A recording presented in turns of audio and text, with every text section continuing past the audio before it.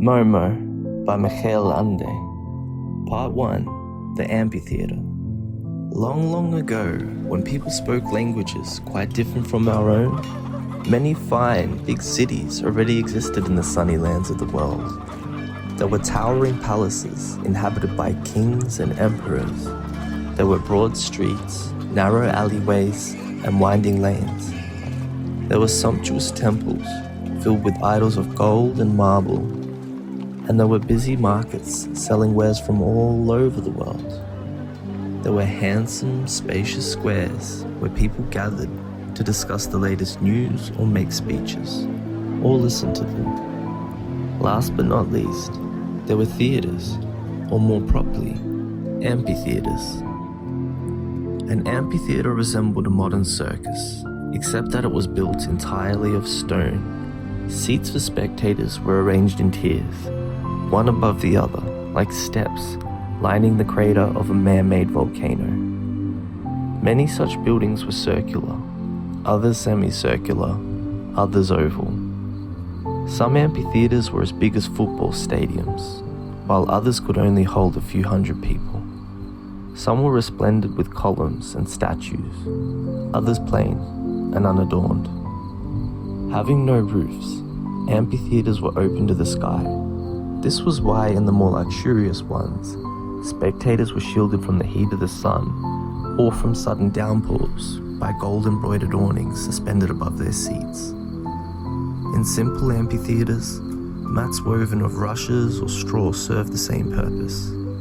In short, people made their amphitheatres as simple or luxurious as they could afford, just as long as they had one, for our ancestors were enthusiastic playgoers.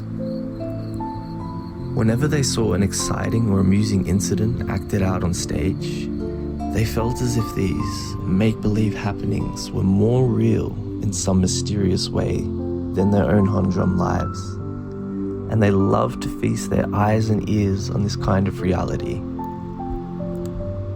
Thousands of years have passed since then. The great cities of long ago lie in ruins, together with their temples and palaces. Wind and rain, heat and cold have worn them away and eaten into the stonework. Ruins are all that remain of the amphitheatres too. Crickets now inhabit their crumbling walls, singing a monotonous song that sounds like the earth is breathing in its sleep. A few of these ancient cities have survived to present day, however. Life there has changed, of course. People ride around in cars and buses, they have telephones and electric lights, but here and there, among the modern buildings, one can still find a column or two, an archway, a stretch of wall, or even an amphitheatre dating from the olden times.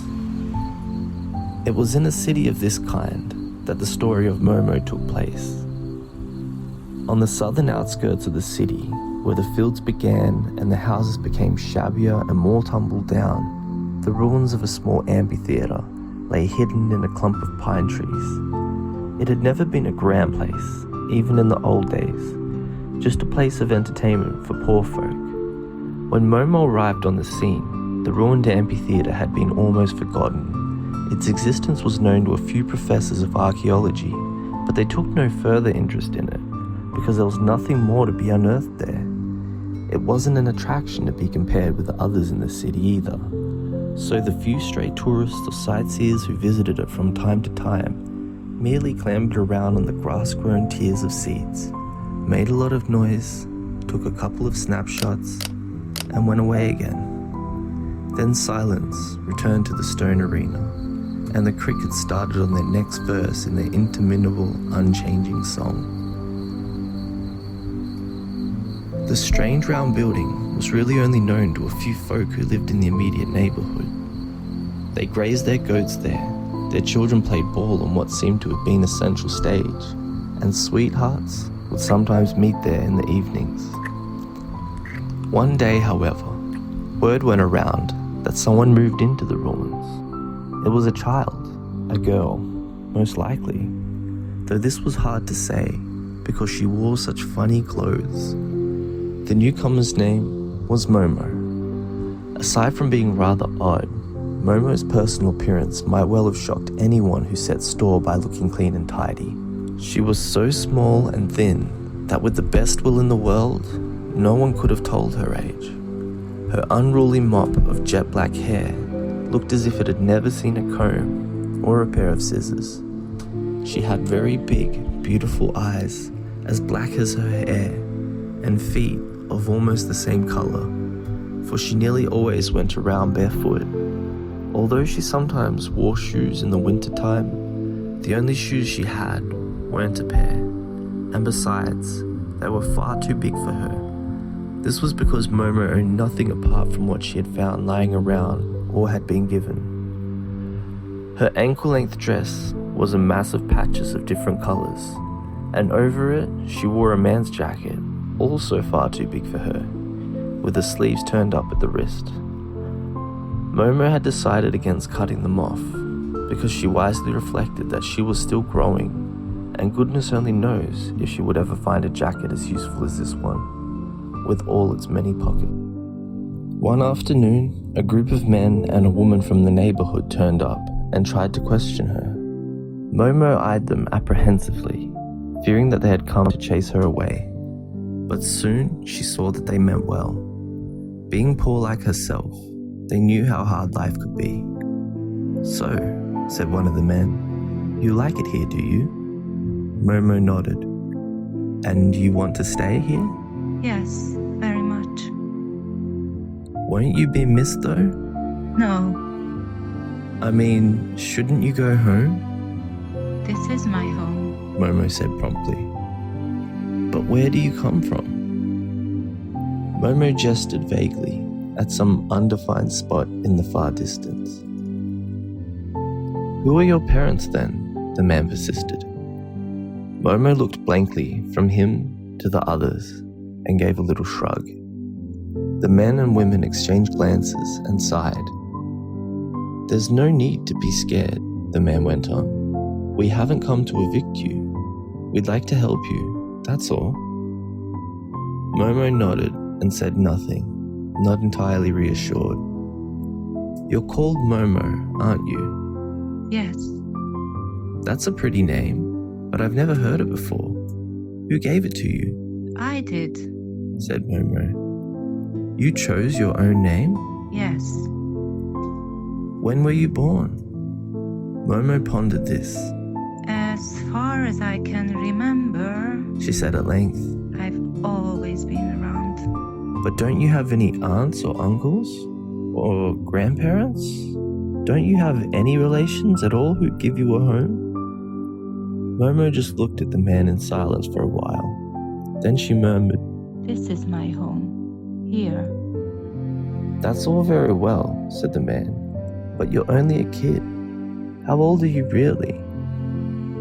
Momo hesitated. 100? She said. They all laughed because they thought she was joking. "No, seriously. How old are you?" 102.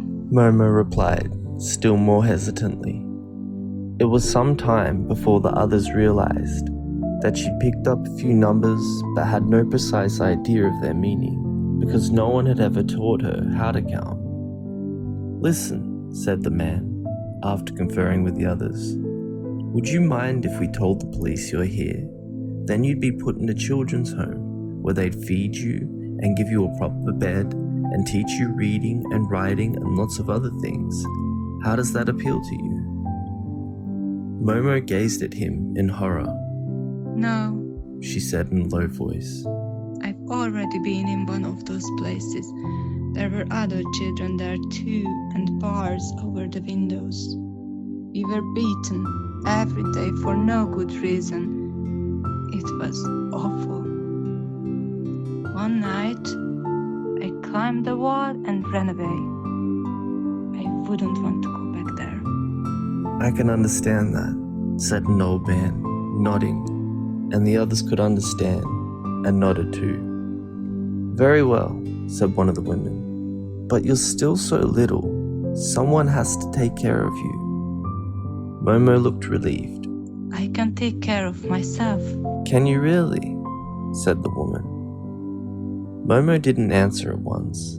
Then she said softly, I don't need much. Again, the others exchanged glances and sighed. Know something, Momo? Said the man who had spoken first. We were wondering if you'd like to move in with one of us. It's true, we don't have much room ourselves, and most of us already have a horde of children to feed. But we reckon one more won't make any difference. What do you have to say? Thank you very much. But couldn't you just let me go and live in here? After much deliberation, the others finally agreed. It occurred to them that she'd be just as well off here as with one of them, so they decided to look after Momo together. It would be easier, in any case, for all of them to do so than for one of them alone. They made an immediate start by spring cleaning Momo's dilapidated dungeon and refurbishing it as best they could.